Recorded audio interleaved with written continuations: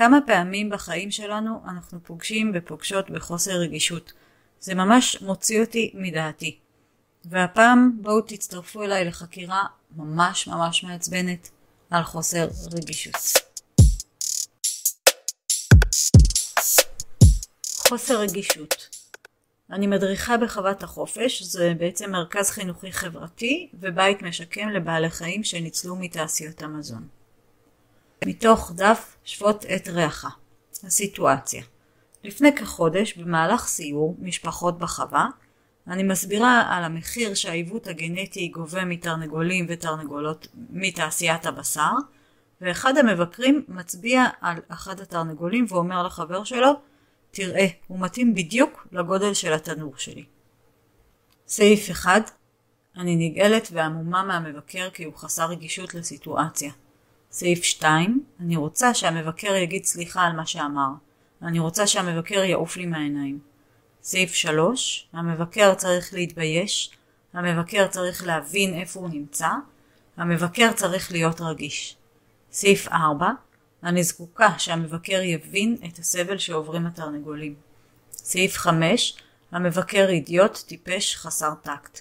סעיף 6. אני לא רוצה לחוות שוב לעולם שאני חסרת אונים במקום לענות בצורה חכמה. אני לא רוצה לעולם להרגיש שוב תחושה שאני מובסת. יאללה, לעבודה הגיע הזמן לחקור. אז בסעיף 1 תמיד אנחנו לוקחים את החלק השני של המשפט. המחשבה לחקירה היא, המבקר חסר רגישות לסיטואציה. חקירת המחשבה. האם זאת האמת? כן. האם אני יכולה לדעת בוודאות שזאת האמת? כן. איך אני מגיבה ומה קורה לי כשאני מאמינה למחשבה, המבקר חסר רגישות לסיטואציה. אני מתכווצת, מזלזלת בו מאוד, לא מאמינה שהוא אמר דבר כזה פוגעני. הוא כבר ידע שאני טבעונית והוא נמצא במקום שדיברנו בו על שריר חמלה ועוד כל מיני דברים ליד הילדים. אני רוצה שהוא יסתום, שיתכווץ כמוני, אני רוצה לפגוע בו. אני נושמת עמוק ועושה פרצוף קטן של התעלמות רועמת, שיראה שלא נוח לי עם ההערה שלו. אני שופטת את המשפחה שלו והחברים שבאו לסיור. אני רוצה לקחת אותו לשיחה ולהתעמת איתו על ההערה, דווקא במקום הזה, שיבין מה שהוא עשה. אני לא מבינה בכלל איך אפשר להיות כל כך חסר רגישות. אני נמצאת לגמרי בעסק שלו, אין לי שום יכולת השפעה על מה שהוא קולט בסיור, ואיך הוא מפרש את מה שאני אומרת.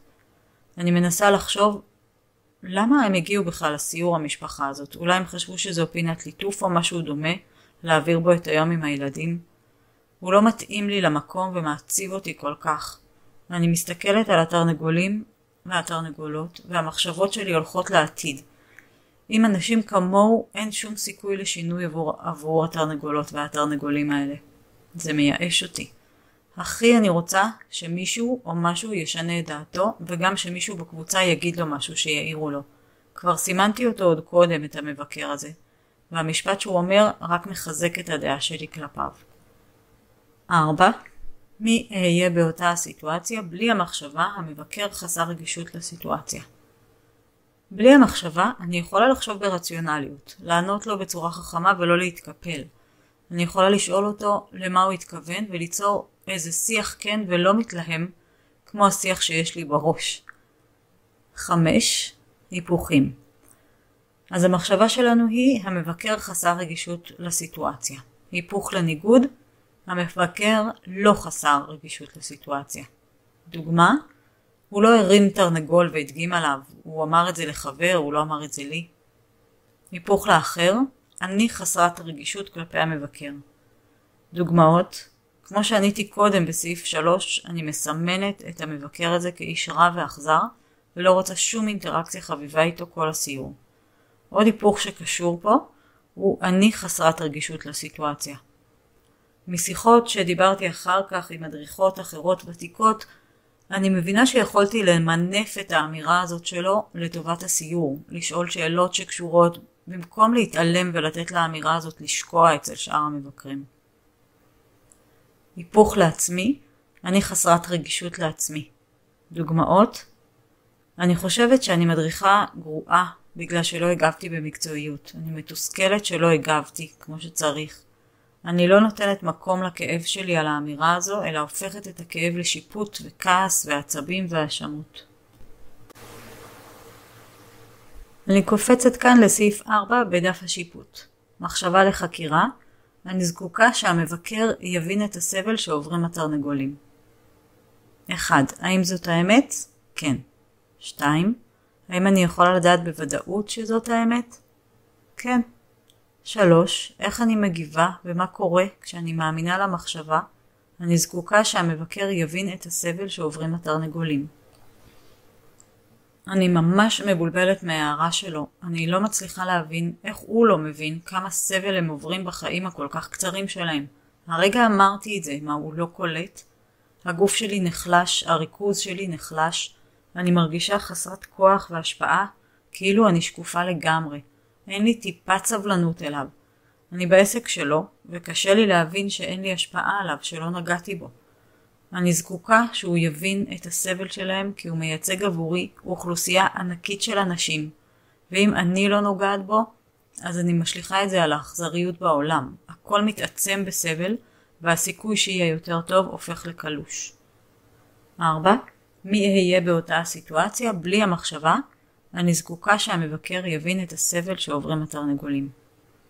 יכול להיות שתגיע למבקר תובנה אחר כך, אחרי הסיור או לא יודעת מה.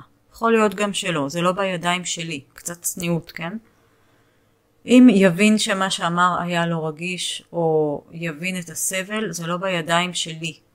אולי זה יחלחל, אולי זה לא יחלחל. בלי המחשבה, אולי לפחות אשמע אותו. תהיה לי טיפת סבלנות למה שהוא חווה ומרגיש ורואה. אבין שהוא אחד, שאחרים בקבוצה לגמרי איתי, ולא אתן לו לצבוע את כל האנושות, לא רק את הקבוצה, את האנושות, במצב של סובלים וגורמים לסבל. אני אכניס את ההערה שלו לפרופורציה בתוך הקבוצה ולתוך הסיטואציה. היפוכים. המחשבה שלנו, אני מזכירה, אני זקוקה שהמבקר יבין את הסבל שעוברים התרנגולים. היפוך לניגוד, אני לא זקוקה שהמבקר יבין את הסבל שעוברים התרנגולים. דוגמה, אני יכולה ממש ללמוד מהסיטואציה הזאת איך לנהוג בפעם הבאה, כי יש מדי פעם תגובות והערות כאלה. הפעם הבאה יכולה להיות לי קלה יותר, כי אני אבין שהתגובה היא החשובה. השיח הוא מה שחשוב. היפוך לאחר, אני זקוקה להבין את המבקר. ארגיש יותר טוב בסיטואציה אם לא אהיה כל כך שיפוטית ואדבר איתו. אני אוכל להביא למשהו אחר, לפחות יהיה פתח למשהו אחר, משהו חדש, מאשר ההתעלמות הלא התעלמותית שלי, שמשאירה טעם לא טוב ושל עליונות. אם אנסה להבין את האמירה שלו, אולי ארגיש יותר טוב בכך שלפחות ניסיתי. היפוך לעצמי, אני זקוקה להבין את הסבל של עצמי. כשאני מבינה שעשיתי מההערה הזאת השלכה על כל האנושות והסבל שבני אדם גורמים, אני מבינה שאני סובלת מאוד ולא יכולה להגיב. התחושה הזאת משתקת אותי. שאכניס את הסיטואציה לפרופורציה, אוכל להגיב עניינית. אני יכולה להכיל גם את זה שבאמת כואב לי לשמוע את מה שהוא אמר באותו הרגע, ושעם הכאב הזה אני יכולה לעבוד, לדבר וליצור שיח. ואני קופצת לסעיף 6 בדף השיפוט. אני לא רוצה לחוות שוב לעולם שאני חסרת אונים במקום לענות בצורה חכמה ולהרגיש מובסת. ההיפוך לסעיף 6, אני מוכנה לחוות שוב שאני חסרת אונים במקום לענות בצורה חכמה ולהרגיש מובסת. דוגמה, קשה להרגיש מובסת, אבל אני מוכנה להרגיש את התחושה הזאת בשביל לחקור אותה ולבדוק איך אני מעמידה דברים בפרופורציה. לבדוק האם ניפחתי משהו ספציפי, נקודתי, למשהו גדול הרבה יותר שמשתלט עליי, ואז אולי אהיה מסוגלת לצאת מהלופ. תודה לכם על ההקשבה. ניפגש במפגשי אקספלור, מפגשים ללא עלות בימי שלישי. להתראות.